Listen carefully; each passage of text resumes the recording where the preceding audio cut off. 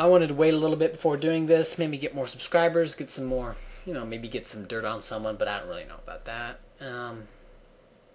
Maybe get like 100 subscribers so I can make a bigger splash, but I was just getting sick to my stomach with what I was doing with this account.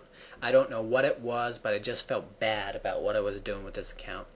What's more is that the JIDF was starting to look kind of pathetic. They kept telling me to close this account down and cease and desist, as if they had some authority, and I don't know if this is a metaphor for Jews in general, but it seems to me like the JIDF doesn't have independent power. Right? All they can do is flag. They can flag and they can shine a spotlight on an account, but it's up to YouTube to get the accounts banned. And that's what that's what I've been saying all along. That guys, don't get mad at your flaggers. Your flaggers can't get your accounts banned. The only people who can get your accounts banned are those assholes at Google. And also this account, and the YouTube guys have seen this account. It's like number 12 on some list, and I sent out a bunch of friend invites, and and it's a clone account, so this account has been seen by YouTube, right? And this account was front and center on the JIDF website, and it's been, not front and center, but it's been on the front page for 3 days. Now, I know it usually takes longer than 3 days to get most accounts banned, but I've seen accounts get popped in 1 day if someone really wants them gone. And I take it the JIDF really wanted this account gone, and there was plenty of dirt on this account to do so. That it was a clone account, and that's against the rules. And so YouTube could get this account banned, pretty easily. But they're not. They're not. The YouTube guys have seen this account, and they are not getting it banned. Now they may get it banned now because I'm speaking, I'm showing who I am, and here's my voice, and apparently I'm not allowed to make videos on YouTube because, well, let's not get into that. And I was looking at this and like I'm looking at what I'm doing. I'm going straight up into JIDF, going whew, right up in there. It's like, okay, where's the big bad Jew?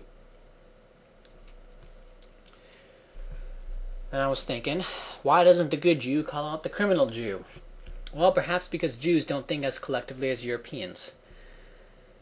I know Kevin McDonald will say that Jews are innately ethnocentric, and perhaps Jews are innately ethnocentric. Perhaps they are born hyper-collective, Jewish nationalist, whatever. But right now, Jews are breeding out at like 50%, and so they are not acting as if they are collective. Less so than like any other race ethnicity. Okay. And why were Jews driven out of places all over Europe? Well, because Europeans in the Middle Ages would be considered psychotic today. Right? If you took a guy from the 1300s and put him in today's world, he would not only be ill-suited, of course, but he would also be clinically insane.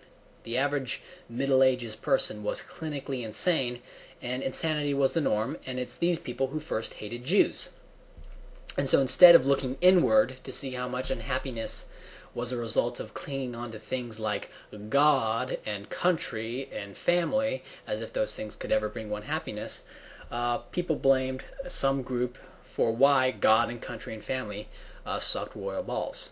Okay, the reason those things suck is because those things are phantasmagorical nonsense. Maybe that's why so many people dislike Jews. Jews invented Christianity. And Jesus invented Christianity because Jesus was a Jew, so he invented Christianity. I'm only half joking about that.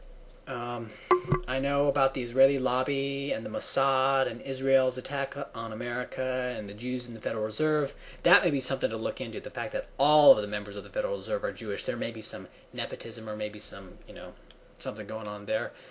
And the kosher tax and all that stuff. But what do all these things that people bring up about Jews doing bad things have in common? They're all a product of government.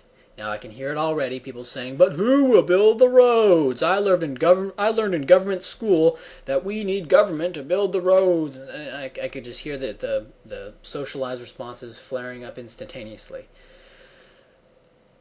Jews were attacked for exploiting the Catholic Church's anti-usury laws, right? They loaned money and made a fortune because nobody else was allowed to do it, because it was prohibited by the Catholic Church to loan money at interest. And today, Jews are exploiting the insanely complex and arcane and nonsensical governments of the world to further their ends. Right? The private monopoly on currency that the Federal Reserve has is maintained by law, i.e. government. Israel gets all that foreign aid. Why? Because they have influence in government.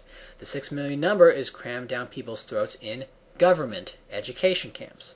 The war in Iraq, government. Israel attacked the U.S. Why would Israel attack the U.S.? Because they wanted to get the United States government to do something if they attacked the U.S. And if all Jews were to disappear, then the junior varsity would just step into those positions, right? Jews just happened for whatever reason to fill those positions now. If there were no Jews, then whatever other group got the power would be manipulating finances and law and media to create, I don't know, a Mormon homeland, and denial of the Great Slaughter during the days of Brigham Young would be called genocide denial or something like that. And they'd manufacture an equally absurd number of 6 million and make sure every kid in government education camp saw a picture of dead Mormons and that they should be ashamed for the crime of killing 6 million Mormons, or maybe not 6 million, but you know what I'm saying. And this, you got to have a little bit of creativity to see how this works, to see how so much of this is just a product of Jews exploiting an insane system, right? And government is fundamentally remedial and insane. Think about government for just a second. Devoid of any standards, any previously put in standards. Like, well, we've had government all the time. Just forget that for just a second. You have people who demand that you pay them some money, and if you don't pay them, you will be thrown in jail, and it is illegal to resist them, except by trying to prove to them your innocence according to their own rules and in their court.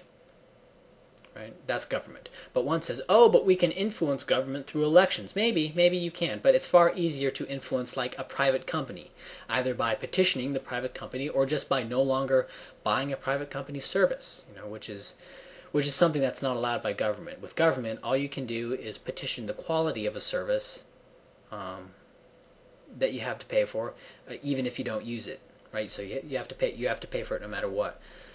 Again, get rid of all this founding fathers gunk that was bashed into your head by the government education camps. And you say, oh, anarchy, that would be Mad Max. And, that's what all the government education camp teachers told me. That's what all the professors at the state-funded universities told me.